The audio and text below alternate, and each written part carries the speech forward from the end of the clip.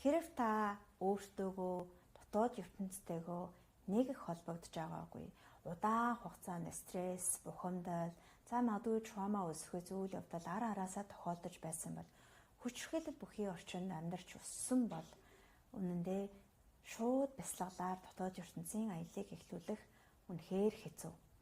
Та эхлээд бага багаар мэдрэлийн тогтолцоогоо тайвшруулаад сэтгэлийн олон хамгаалагч хэсгүүдийнхаа учрыг олоод амьсгалаа докторжуулаад зүрхний хэмнэлээ хэвийн төлөвд оруулаад анхаарал чинь арай дотгошоо төвлөрч чаддаг болсон хойноо гүн бяцлаглыг хийх нь маш чухал.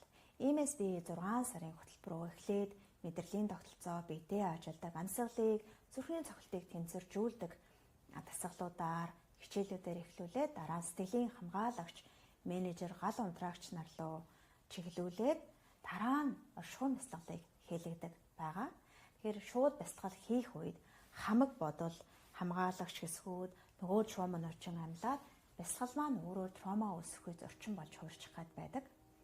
За ингээд гүрийгээд суугаад байвал нөгөө бүх мэдрэмжээ өгөөсгээд биесээ гарч яваад алив савн бэлэн биш буюу савн бэлэн биш байхад маш олон квант ертөнцийн мэдээлэлд өөрийгөө нээгээд олон хүнд хэцүү зүйлсүүдийг хараад дахиад бяцлаглаас айдаг болчихдог талтай. Тэгэхээр та бага багаар ямхаар өөрийгөө нээгээрээ энэ замыг нь би тодорхойлоод бэлдээд өгч гисэн байгаа.